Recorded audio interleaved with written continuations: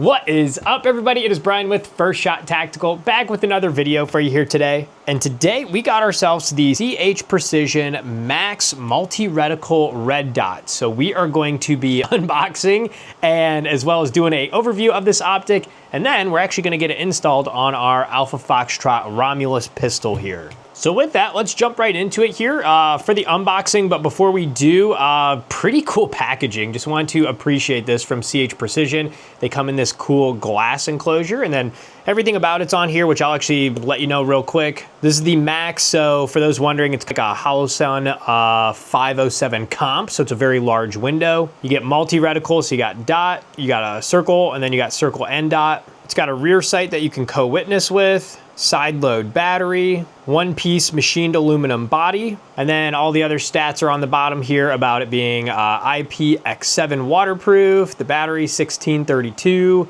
shake awake, always like that, 10 brightness settings with night vision compatibility, and a 50,000 hour battery life. But the biggest reason and why I'm excited about this is it is the large window version, the Max, but look at that footprint there, RMSC. So that is the small footprint. So if you want, you could throw this on like a P365 or a Glock 43X with that RMSC footprint and have a super large window. Or if you're like me and what we're gonna do today, for some odd reason, some of these 2011 or double stack 1911 platforms, such as this Alpha Foxtrot Romulus, they come, it's a full-size pistol, but they come with a RMSC footprint on top. So this will be a nice option to put on, so it'll have a large window and match the correct footprint, so you don't need a big plate adapter. I think also the Kimbers might do that as well, so this might be a good option for you to think about picking up for that too. Anyway, that's enough talk. Let's get this out of the package, see what all comes with it here.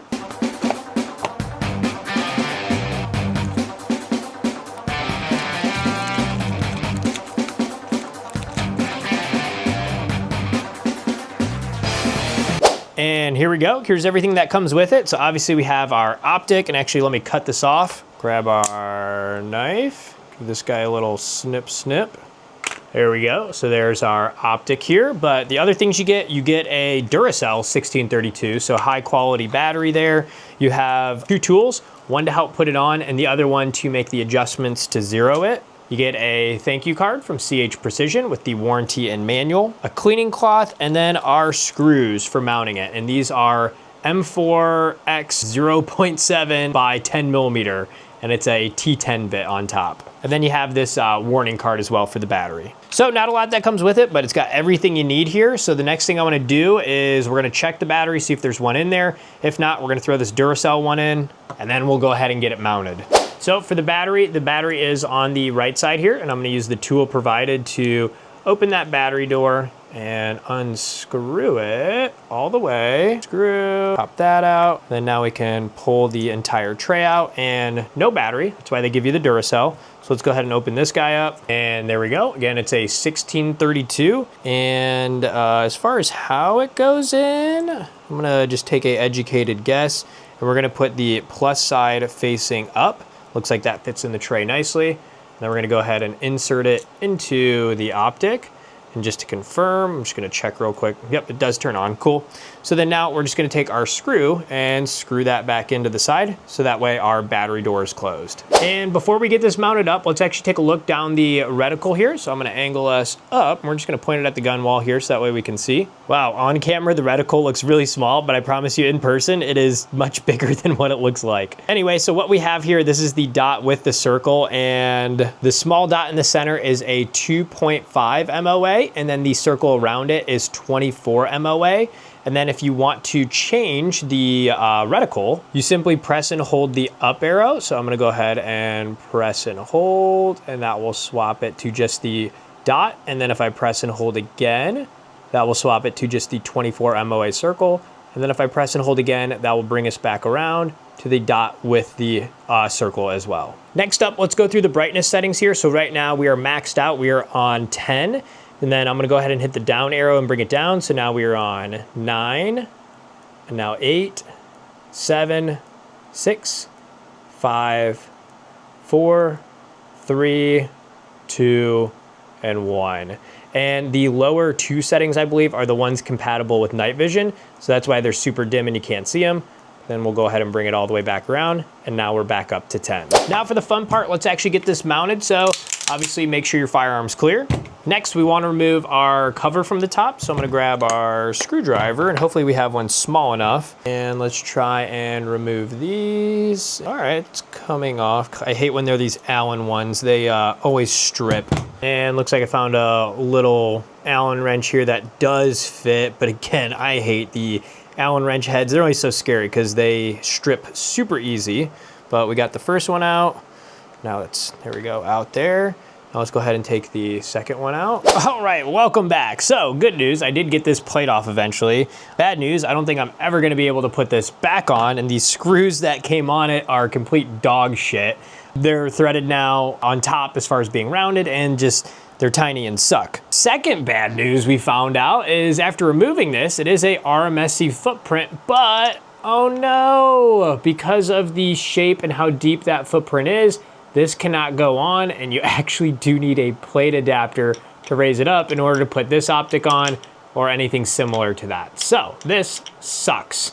Good news though, we're just gonna leave the Romulus alone, but I do have this pistol. This is a Springfield Armory Prodigy 3.5 inch, nice little concealed carry, double stack 1911. And this has a RMSC footprint on top here, or the plate adapter for it. So we can put this on this pistol, hopefully. Here we go, come on, there we go. So this will actually mount perfectly on this, and this is like what I said at the beginning, where you can have a carry pistol with a nice large optic window on it. So let's go ahead and secure it on this pistol at least to complete this guy's setup. With the right plate and with the optic on, the next thing we want to do is put our screws on, and these are the ones provided from C&H Precision. It already comes with that blue Loctite on it, but if you want, you can put another dab on, but I'm just gonna risk it for the biscuit at this point because this has been a nightmare. And then now we're gonna grab our Torque screwdriver, nice Harbor Freight Special, and then we're gonna grab our Milwaukee T10 bit, because all the bits that come in all of these suck.